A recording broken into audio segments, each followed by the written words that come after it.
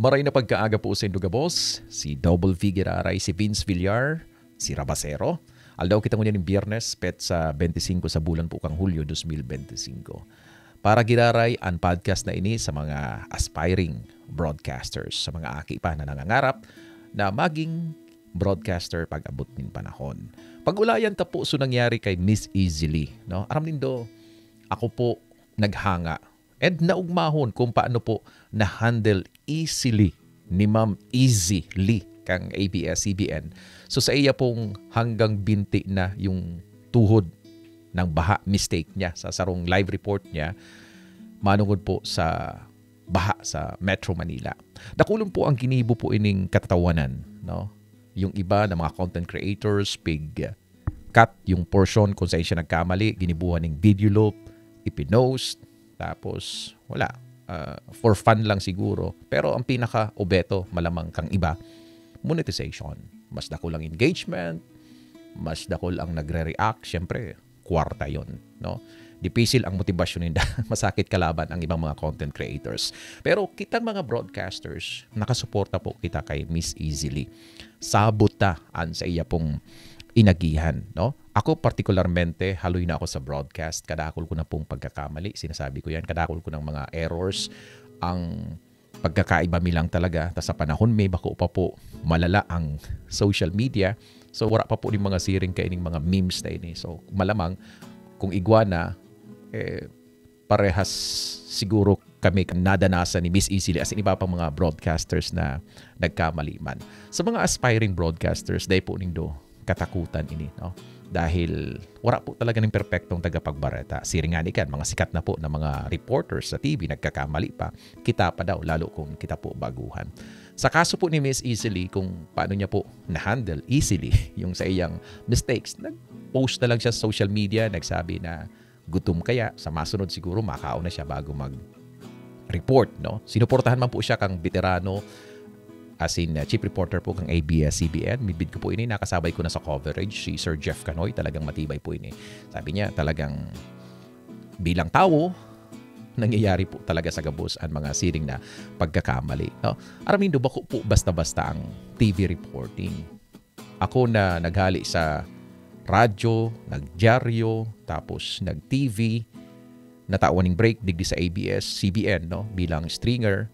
Natawan man ako ng tsansa na mag-live ng nagkapirang beses, duman ko talaga na-realize na ang TV ang saro sa pinakamasakit na trabaho sa broadcast. Ngata, amay na pagkaaga, maluwas ka na. Malibot ka na kung sain. Maduman ka sa mga hararayong lugar. Tapos, solo ka. Lalo sa kuya, no? Ako kaya, stringer ako. Solo ko gabos. Yaon na sa kuya gabos. Ako ang driver, ako ang cameraman, ako ang ma-interview, ako ang masurat ng script, ipapasa ko sa editor. Tapos, ako ang ma-voice over kay itong edited na script. Tapos, kung sabihong pang mag-live ako, yun, ma-standby ako ng pirang minutos, tapos ma-live na. Dahil solo nga ni ako, kuminsan, lalo ko nakalingaw ako magbalo ng biskwit, ng tubig lamang. Wala lamang ng maabot sa kuya ng pagkaon. So, kunuga, dahil focus ka na duman sa ginigibo mo, nalilingawan mo na gabos iyan. Habang naka-standby ka, saka lang makalaga-kaga ang tulak mo, saka mo mariparo na gutom ka na palan, pagal ka na palan. Saro sa mga sikreto para maiwasan tapo sa mga pagkakamali, paurutro kong sinasabi, practice, practice, practice. Kabisaduho na maray ang sa indong linya. Sa TV kaya date man lang na portion ang live mo, yung intro mo saka yung extra mo. Tapos so, pinaka-istorya mo, naka-canned na yon. So, tuumon mo na. Pero kung talagang kapos sa oras dahil ma-air ka na, lalo ang mga araw ka ng mga disaster coverage, minsan nasa inutan yan kang newscast eh.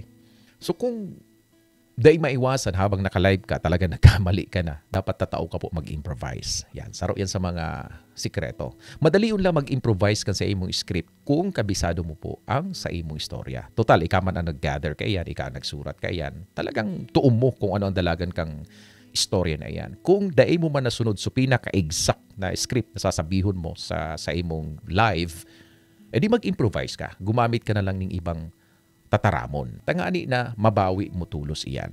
May beses na ako na nakalingaw talaga. So inot kong pagkalingaw, ang nangyari, nag-improvise ako pero napalawig sa script ko. Na-call sa attention ko. Aram nindo sa TV kaya importante ang kada segundo. Kung ano lang talaga so tinao sa imong oras, yun lang talaga dapat. Dahil ka po kay puhan maglampas. So, naglampas ako ning diit dahil nag-improvise nga ni ako. Sa saro man na pagkakataon, may report ako kay Sir Alvin Alchico. Kuni, dagugunta so extra ko. Alvin, ayon sa MDRRMO, Libon, mga ilang araw pa ang tungkulin bago suluyang upa ang baha dito sa Libon Albay. Kaya naman talagang patuloy pa rin o pahirapan pa rin yung mga rescue operations na nagaganap sa ngayon. Ito kasing Libon ang siyang catch basin ng lahat ng tubig dito sa Albay.